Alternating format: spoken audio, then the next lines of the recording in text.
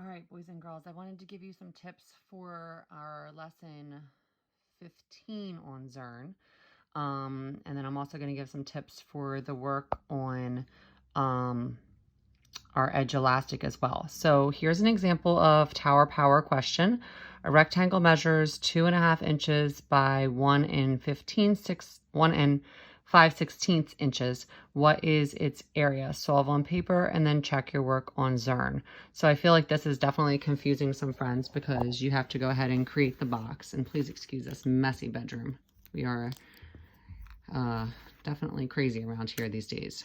Okay, so we're gonna go ahead and draw our rectangle. We know we're gonna have our partial products, so we're gonna need to have our 4 boxes. We have the first part 2 1/2 inches, and then it said 1 5/16 inches. So we're gonna go ahead and do our partial products. I'm gonna do that in a different color so it stands out for you. 1 times 2 is 2. 1 times 1 1/2. You're going to go ahead and multiply your whole number by your numerator. So that would be 1. And stay with the same denominator. 5 times 2 is 10 over 16.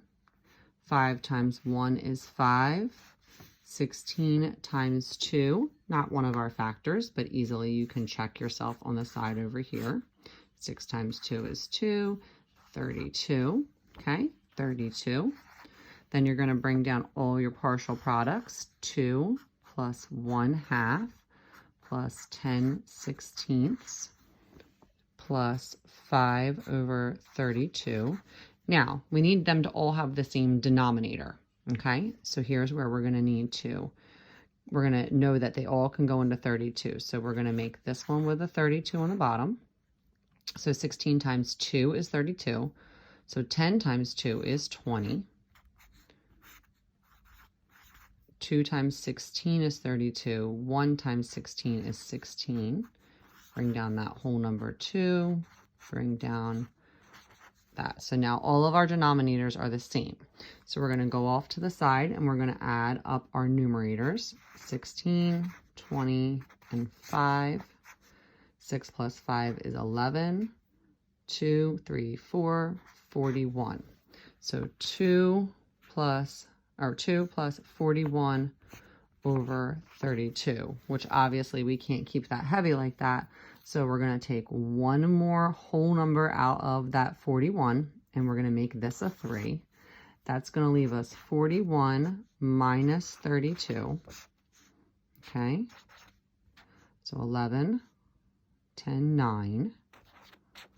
So we're going to have 9 over 32. Okay.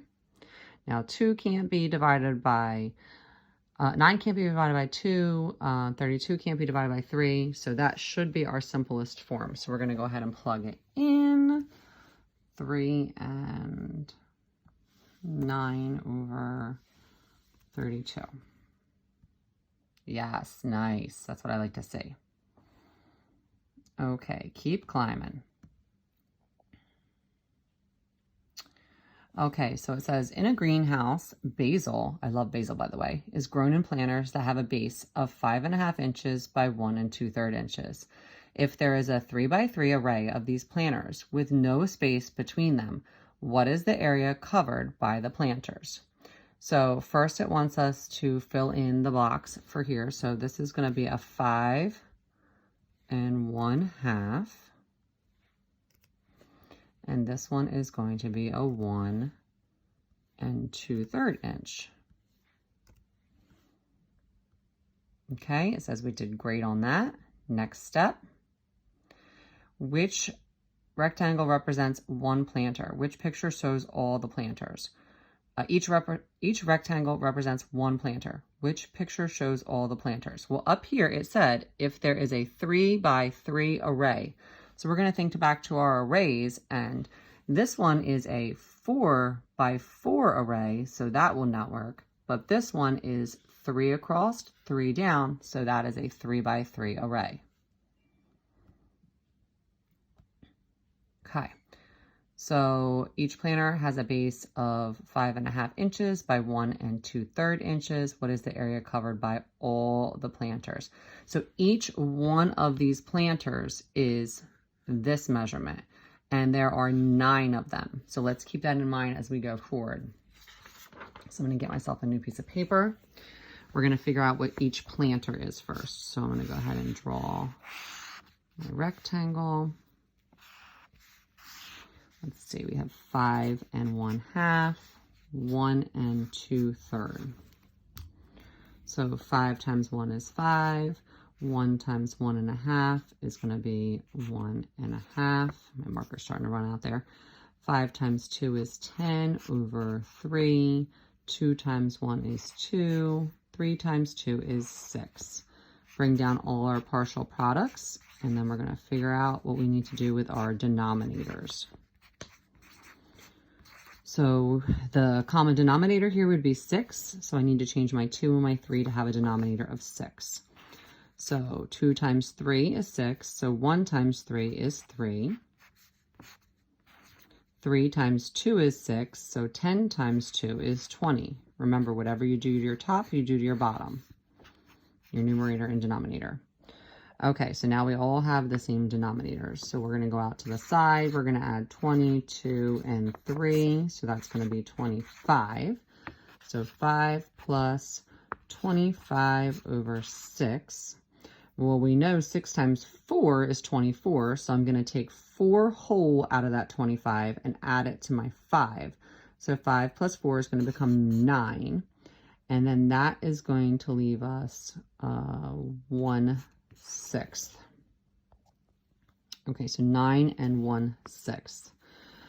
So now we need to do 9 1/6 times 3 times 3. That's our array.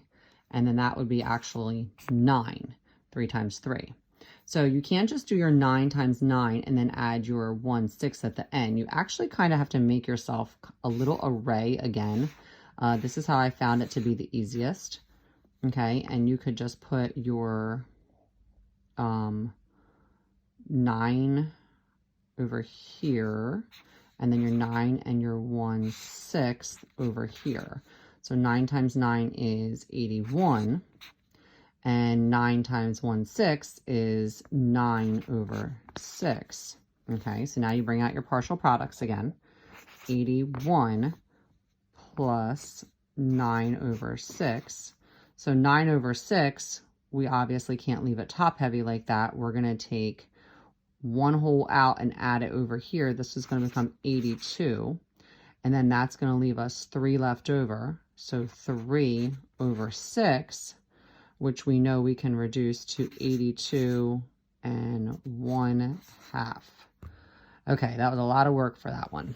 Fingers crossed we've got that the right answer here. So we're going to go all the way down here, and the total area covered by the planters, 82 1/2. Excellent, we've got it. Okay. So let's see what the next one's going to be.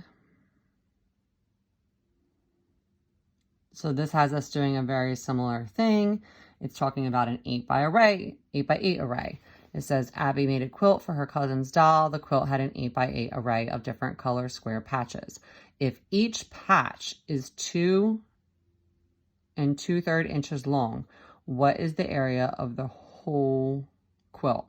So we're considering it a square patch here, so it's going to have the same measurement on both sides. I know it doesn't really say that, which is super confusing. So I'm pretty sure this is where they're going with this. We'll give it a try. So you have 2 2/3, 2 2/3. So a different color. 2 times 2 is 4. 2 times 2 is 4/3. That would be 4/3. And 2 times 2 is 4 over 3 times 3 is 9. Bring down our partial products.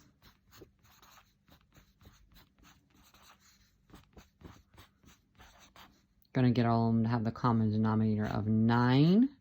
So 3 times 3 is 9. 3 times 4 is 12. That would be the same thing for this one. Bring this down. Okay. So now we would add up our 12 plus 12 plus 4. So 2, so it's 8 and 2, so 28. 28 over 9 and 4. Now we know 9 times 2 is 18. 9 times 3 is 27. So we can take 3 whole out of this whole number and add it to our 4. So 4 and 3 is going to become 7. That's going to leave us with 7 and 1/9. Now we're not done because it says it's by an 8 by 8 array. So 8 times 8 is 64. So here's where we have to do this times 64. So we're going to go to Mrs. Green's trick again. Going to make ourselves a box like this. Going to put 7 and 1/9 here and put the 64 up here. So it's definitely a way larger number. We're going to need to do some chicken scratching out to the side like Mrs. Green says. So 64 times 7. Also could use a calculator to double check yourself at this point if needed too. Okay, so 4 times 7 is 28.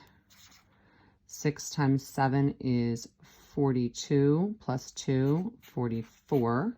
So that would be 4, 4, 8. 64 times 1 is going to be 64 over the 9. So now we have 64 over 9. So 9 times 7 is 63. So I'm going to add 7 over here, 7 whole numbers. So it would be 448 plus 7. Okay. 8 plus 7 is 15. Bring down our 5 and our 4. So 455 and 63. Take 63 out of that 64. It would leave you with 1. So it will be 455 and 1/9. That was a lot. Let's see if we got this right. Cross your fingers. Definitely a very challenging question. Yes, we did it. Great job. Okay, so that is just some tips on that. Lesson 16 is all about trapezoids. I'm going to kind of let you guys kind of try that one. We'll talk about that one more on Tuesday. I want to go to our edulastic that we were doing. And I'm going to just go to this one. Hopefully it'll let me on here because I don't get to see it the same way you guys get to see it. So we're just going to go ahead and give it a try. Mrs. Green's just getting a million emails here. Let's try to go this way. Okay, we're just going to be able to like basically see the questions if it'll let us. Nope, that won't work.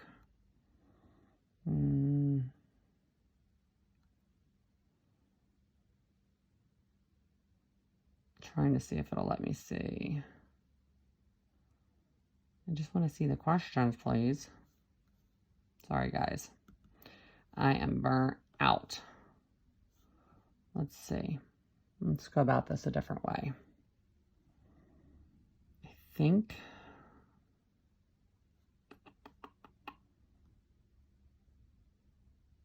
Yes, here we go. Okay, coming down.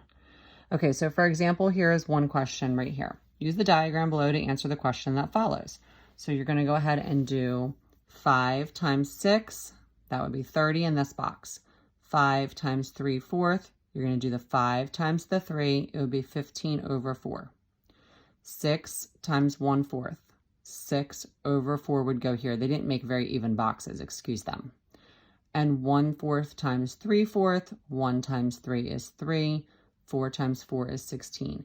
And then you would have to change your denominators and add that one all up. I want to go ahead down to this next question here, question 2. It gives us a problem with a fraction and a whole number. So this is where you would take your paper and you're going to create a box like this. I'm going to turn there in 1 second. So you're going to have your 2 and 2/4 going across the top and 1 and 1/5 going here on the bottom, on the side. So now you would do 1 times 2 is 2, 1 times 2 is 2/4, keeping the same denominator. 1 times 2 is 2 over the 5. 1/5 times 2/4 would be 2 over 20. Bring all these partial products down.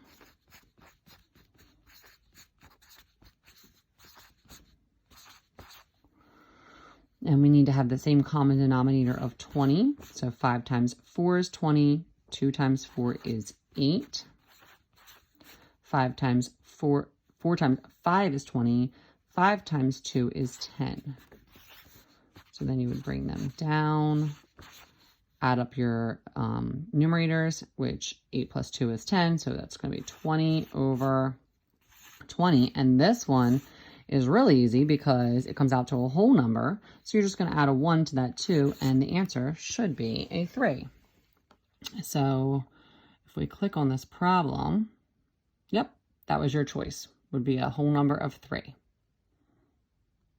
Okay, I'm going to go ahead and do, I picked a lot of problems like that where you have to create the boxes. And then there was this one right here. Again, you're just going to have to break your boxes down like how Mrs. Green had done it. So I'm going to go ahead and create that. So you just got to take your scrap paper, and the problem was 8.5 times 4.5. So we're going to do 8.5 on the top, 4.5 to get our partial products. So 8 times 4 is 32. 4 times 1 is 4 over 2. 8, this would be 8 over 2 and 1/4. So 32 plus 4 over 2 plus 8 over 2 plus 1/4. Now, you can get your common denominators with this one, but you also can see how many we can pull out of that one too. So, 4 divided by 2, is going to be 2. 8 divided by 2 is going to be 4. And then you have your 1/4. So 32 plus 2 is 34, plus 4 is 38 and 1/4. So look at your choices for that one. And 38 and 1/4 would be that answer. Okay, so that's a couple questions off of there. I'll do one more with you. So, let's see. Scrolling down, I did a lot where you have to make your own boxes. It's all about making your own boxes of 4. Okay. Let's go to this last one, question 13, because there's a whole number times a fraction. So on that one, you would make your boxes. Okay. You are only going to need a box like this because you've got the whole number 16 and you have a fraction on this side. So 16 times 2 would be 32. 16 times 1 is 16 over 2. So 32 plus 16 over 2. Well, we know 16 divided by 2 is 8. So this actually is going to look like this, which would be 40.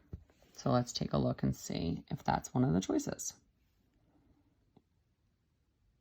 And it is. So Mrs. Green just gave you a couple, well, I think it was like 3 or 4 answers off of this test to help you out too. All right, so again, I will make another video next week on 16 with the trapezoids, but I think that one was definitely a little bit easier. I know that this lesson 12, 13, 14, and 15 got quite challenging. The biggest part to remember is that you need to make your box to get your partial products. That is so important that you pay attention to those lessons where it's telling you how to create those boxes. I hope this lesson helps you. If you're still stuck and you need me, let me know. I can go on and help you kind of get past that tower power so that you can listen to the next lesson if that will help. And so you can get caught up a little bit. We are going to start lesson 17 on Tuesday. And I was looking, and just to give you an idea on the Zearn, we have 15, 16, and then we have 17, 18, 19, 20, and 21. And then that is it. That is the end of our module. So next week, we're probably looking at 17, 18, and I might even do 19 next week too, so that the following week we just have those last 2 to finish up. Okay? And it's moving into something a little differently, so hopefully it won't be too challenging at that point. I hope that this helped, guys. Reach out to me if you need me, and have a great long weekend and enjoy time with your families. Love you.